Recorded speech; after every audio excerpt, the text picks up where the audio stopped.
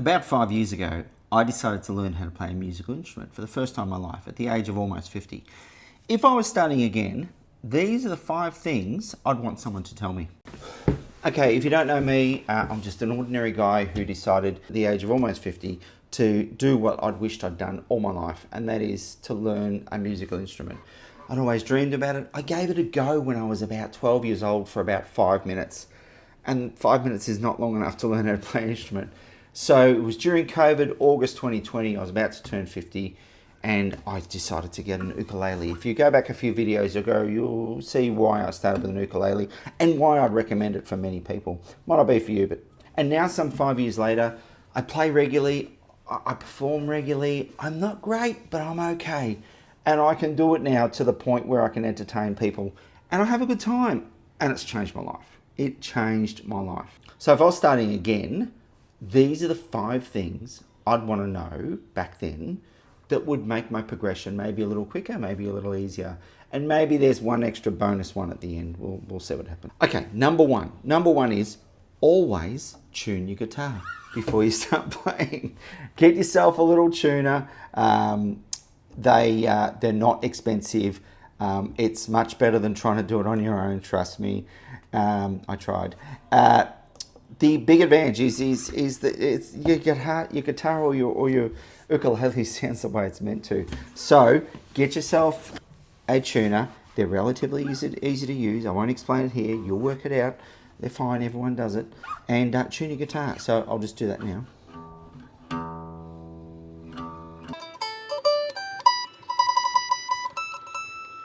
Now, if you don't have a tuner, that's fine. You can go to the, I think there's a Fender app. Fender, I don't know what it's called, but it's got a built-in tuner. It's an auto tune, works a treat. The big difference is that relies upon audio transmitting from the guitar to your phone or whatever.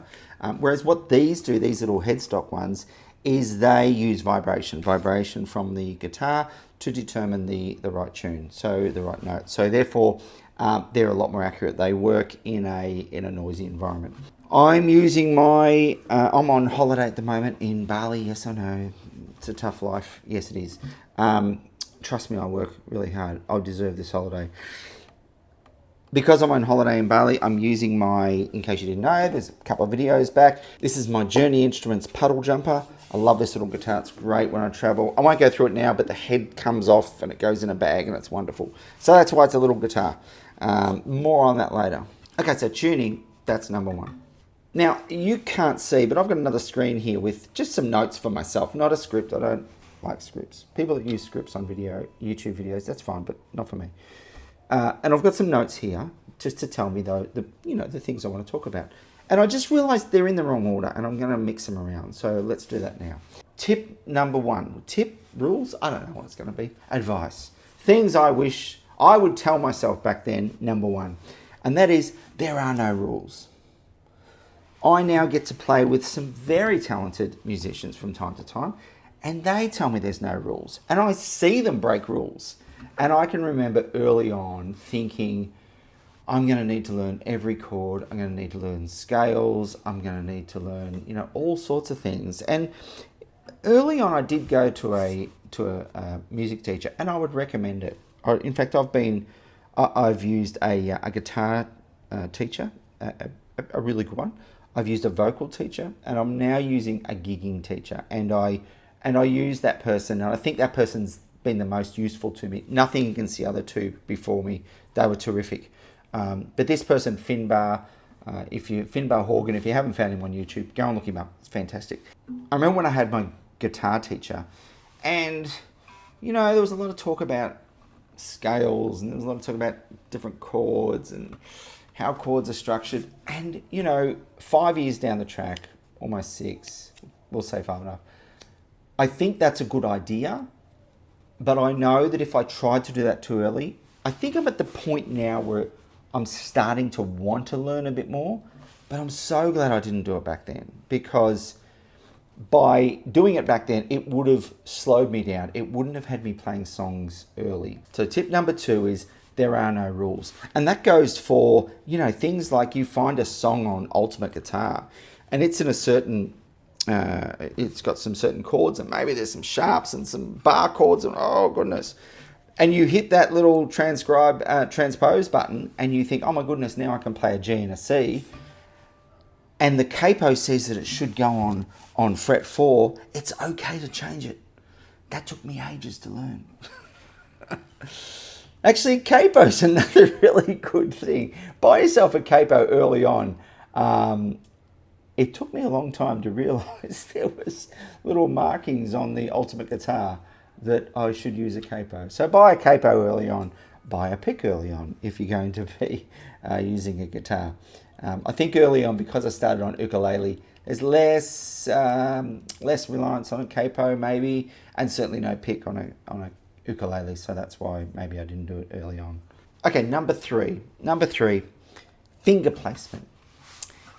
I was really lucky that I got to speak with some very, very good musicians early on. I was just a bit fortunate, and I found some very good YouTube tutorials.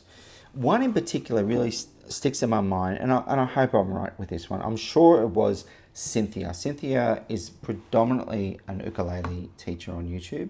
You'll find her. And Cynthia always used to talk about sliding your finger to the fret. Now, I'm kind of demonstrating here as if this was a ukulele, because you play a C shape in an ukulele. You play with your ring finger. You don't do it with your index finger for reasons I won't go into. And she would talk about sliding your finger to the fret, and that stops that compared to that. And the same applies on a guitar. So it's like if you're playing a C, instead of some buzzing, slide your fingers to the frets, and then you don't have to press anywhere near as hard as you do back here. If you've got your fingers way back forward of the frets, you have to press the strings a lot harder. If you've got your fingers closer to the frets, you don't have to press your fingers quite as hard. So that's something that did take me a little time to learn. And I remember once I did it, it was a big aha moment. So that's something I'd want to know early on. Okay, number 4. I have at home, this is a little bit embarrassing, I have 4 ukuleles, and I no longer have one of them, but I've had 1, 2, 3, 4 guitars. So 5 guitars. 5 guitars. Nothing wrong. Once upon a time I was heavily involved in bikes, and there's an old joke about how many bikes is the right number of bikes, n plus 1. Whatever the number is you've got now, plus another one. Nothing wrong with spending money on beautiful musical instruments. However, I think what I did wrong early on is my first guitar was a bit of a toy. It was. It was a $200 insert brand name here that I won't mention. Doesn't matter. And I got it because I just wasn't sure. And it sounded horrible for a long time. Way too long. Then I thought I'd get really excited, and I'd got a better guitar. And I spent about 3 times that amount, which seemed like a lot of money. And it was a lot of money. And it was an okay guitar, but it was only a bit better. And then about, let me think, 18 months into the total journey, I invested in a beautiful Gibson guitar, J45. And oh my goodness, the difference is startling. Now, I'm not suggesting that you have to go out and buy an expensive guitar tomorrow. That's not what I'm saying. What I am saying is if I was starting again, I wouldn't buy that toy. The toy I bought first was a total waste of money, and I didn't realize how bad it sounded for a long time. Now, did it thwart my? Did it reduce my enthusiasm? Probably not. So maybe it's a half tip. But if I was going back in time, that's what I'd do. I remember long ago I was involved in bikes and mountain bikes and stuff, and people would get excited about mountain biking, and they would go and buy a $1,000 mountain bike, and they thought they spent a lot of money, only to realise that over the next 12 months they probably upgraded it twice over, which meant that each upgrade was kind of a waste of money. And that's the point I'm making. I kind of wish I just got a good guitar almost from the outset. That's what I would do anyway. You make up your own mind. It's what you're entitled to do. I'm just some mug sitting here talking to you through the screen. Do what you want. Number 5, easy songs. This seems obvious, right? It seems obvious because I remember the first song I ever played was Riptide on a ukulele. Who doesn't learn Riptide? And thankfully, Riptide's a relatively easy tune to play, not to sing. It's a very difficult song to sing, but to play it, it's a very simple chord structure. It's the chords on a ukulele. In fact, you can kind of mimic it. If I put my capo on the 5th fret of a guitar and I only play the bottom 4 strings, I can kind of mimic an ukulele. So it's kind of a A minor, G, and C. And that's essentially it. And that's Riptide. Now, there are plenty of easy songs. There's Two Little Birds on a guitar. There's plenty of two chord songs. There are times in my life now where I do think that I need to stretch myself more on a guitar and start to expand. Truth is, at 5 years, bar chords are still somewhat of a limitation for me. I play some bar chords, but mostly I've learned to avoid them. There's some tricks that you can do. In fact, let's mention that this is a 5.5 thing. There's 2 chords that I wish I'd learnt earlier, and that is one, that you don't have to play a full F chord. You don't have to play a full F chord. You can play F major 7, which is either it's the same as a C shape, but it's just 2 strings down on the D and the G, with your index finger on the B string.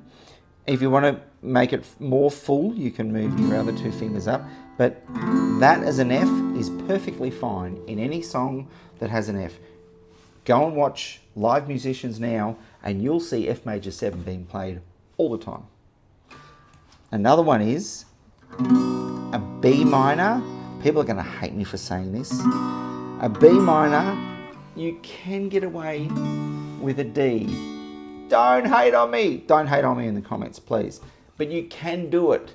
And it helped me once I realized that. There was a whole bunch of songs that I'd wanted to try that I couldn't, because I just couldn't play a B minor. In fact, the truth is, I still struggle with a B minor a lot. But there you go. Easy songs. Finbar Horgan, if you haven't found him on YouTube, if I haven't already said that already, go and find him. Finbar Horgan has he's my gigging coach, and he has a simple philosophy, and that is entertaining a crowd is way more important than impressing them with your guitar skills. A quick way of making sure you entertain is to play the song with some confidence. A quick way to play a song with confidence is to play a song that's somewhat easier. And that's why easy songs are a godsend. And Ultimate Guitar and whatever app you choose to use for that makes it so much easier, because there's a plethora of them. You know, there's so many easy songs, 2 chord, 3 chord songs on Ultimate Guitar. Easy songs, so that's 5. I said I'd have an extra one. My tip 6, and probably, you know, this is probably the most important one. And really, I debated which order this should go into. But, you know, I want you to watch it through to the end, so hopefully. The thing that I think I was okay at learning early on, but it's definitely something I would advise newer people who want to get into it. And I'd make sure I did myself going back. And that is that rhythm is so important to learn. Being able to hold rhythm. I said to someone the other day, it's well documented that Ringo Starr was often criticised for not being a great drummer. However, real drummers and real musicians know that actually what he was really good at is holding a rhythm. And that's not easy. It's not easy to play a simple 4 chord song.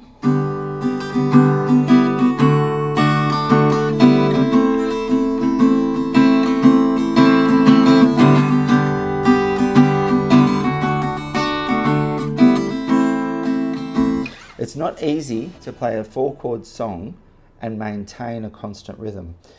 I did have someone ask me a little while ago when I was playing, they wanted to know if I had a click track. Now, if you don't know what a click track, go and look it up. Whether I had a click track in my ear, I said, definitely not. And they said, oh, you hold a good rhythm. Now, this isn't me bragging. I think it's because I became obsessed with simple songs, such as the two I'm going to suggest, that are great. These two songs, in my opinion, are great for learning how to hold that constant rhythm. They have essentially the same chord progression throughout the entire song, and they're relatively simple to play. And it forces you to learn how to hold that rhythm. Now, two things happen when you learn how to hold rhythm. Is first of all, it teaches you that you don't have to get, you know, I see a lot of beginner guitarists, and I did it as well, that they would do something like this.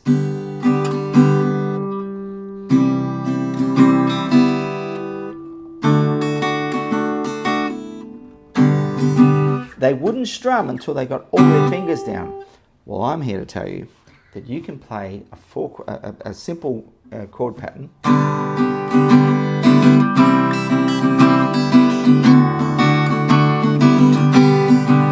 You can just keep strumming whilst you move your fingers, and it's perfectly fine. In fact, it sometimes might even make it sound a bit better. But the two songs, if I was going back, and I did find these two songs early on. The first one is Fade Into You by Mazzy Star. It's one of the most beautiful songs. I don't perform it myself.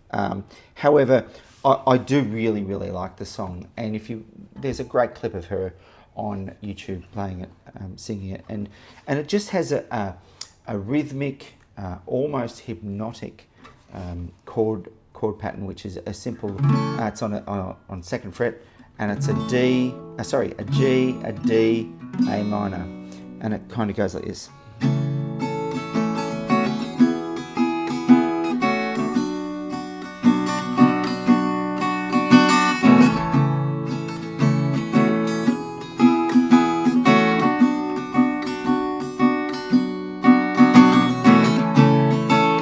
I wanna hold the hand inside you. I wanna take the breath that's true. I'm not going to play the whole song. The point about that is you could play the same chord pattern like this. You could do it like this.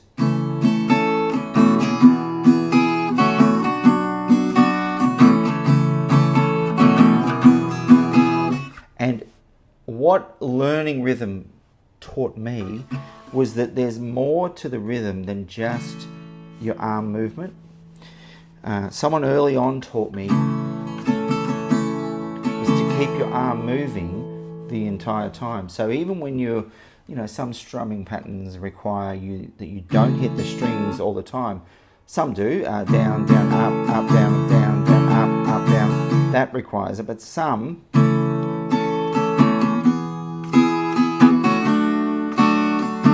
someone taught me early on to keep my arm moving and adjust where my pick hits the strings.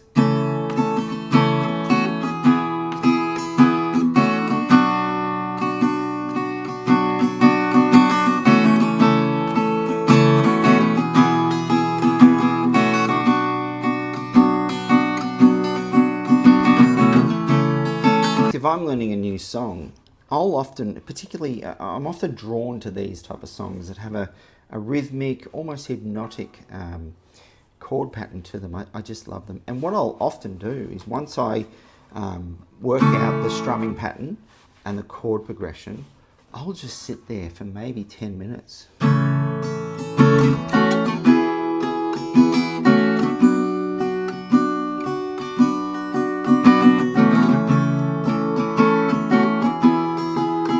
And I'll play around with the idea of changing my strumming to maybe harder, softer.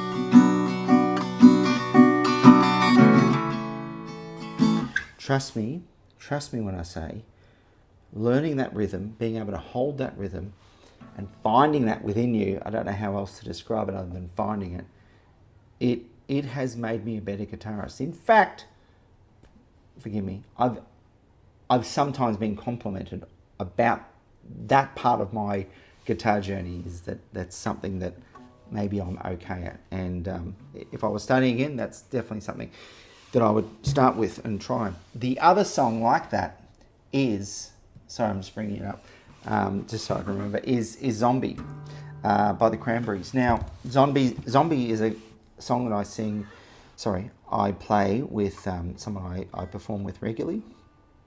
And it's another one of those great,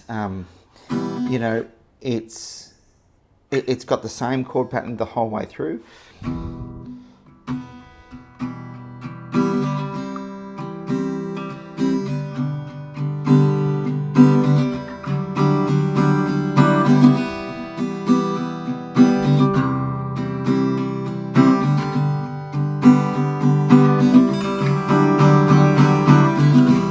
And it's one of those strumming patterns that is it's not just simply down, down, down, down, down, down, down, up and down, down, down. It's got that little change, and that little change happens when you switch the chords. So it starts on an E minor, open, no capo, E minor, C, G, and then a D, but instead of playing a D, traditional D, which you could, I play a little modified D, which is not my idea, it's many, and it's essentially a C, but it's 2 frets down from a C, and it's and it can mimic a D. So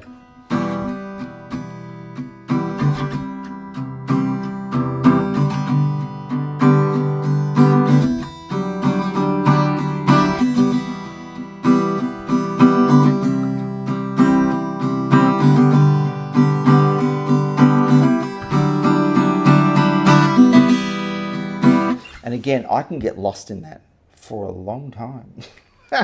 I find that it really assists my strumming, my pick control, my finger placement that I was talking about before. I even bought a loop pedal recently, and to be able to loop this over with maybe some with some bass notes as well, it can be fun. It can be fun to use a loop pedal to build up those rhythms. The point is not about loop pedals. Go and buy a loop pedal if you want. I still can't use it properly, but it's fun. The point is about learning that rhythm and being able to practice that rhythm without necessarily the complexity of the song. I don't think I've ever played Zombie on its own. I don't think I've ever performed Zombie on my own, ever. I don't even know if I will. I don't necessarily love the song. I love the rhythm. Rhythm is that thing that I'm so glad I spent some time to develop, and I think I continue to do it. If I was starting over again, that's something I would definitely focus on. So there you go. That's some ideas that I have that if I was starting over again, they're definitely things that I would focus on. And if you're starting your journey and you're in your 50s like I am, and it's all seeming a bit much, relax. It will take time. You will get sore fingers. You will get frustrated. You will hate bar chords. If you're the one that doesn't hate bar chords, all praise to you. Anyway, thank you. Thanks for listening. If you're just starting out, well done. Don't give up. Please don't give up. Music has changed my life. So many benefits to it. I'm never bored again. I'm never thinking, oh, what do I do now? I just pick up my guitar. If you want to follow along, like, subscribe, may as well. I'm going to be making content and you might get something out of it. Who knows? Thanks.